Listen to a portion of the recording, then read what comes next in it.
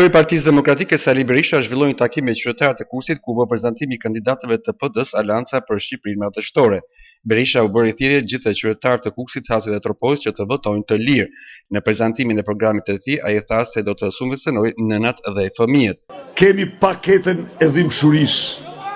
Me këtë paketë ne zotohemi 100 ditë të para. Gjdo qytetar, gjdo pensionisti, gjdo njeriu në ndihmë ekonomike, gjdo studenti, gjdo jetimi, gjdo fëmijë të 3 dhe të 4 në familje, do t'i vendoset minimum jetik 200 euro. Në këtë mënyrë, ne japim një goditje përfundimtare varfërisë ekstreme. Fshim në hartë e Shqipërisë varfërinë ekstreme.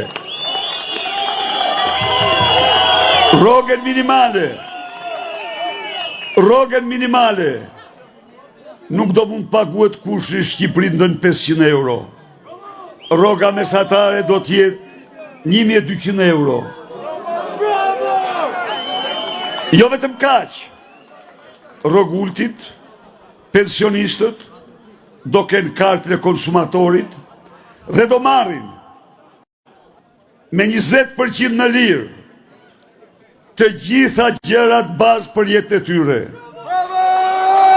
Pa përjashtim.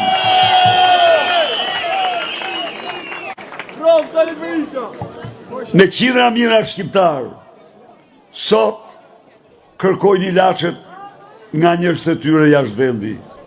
Sepse ose nuk kanë mundësi t'i blejnë, ose se ilaçet këtu janë krejtësisht jashtë çdo lloj standardi.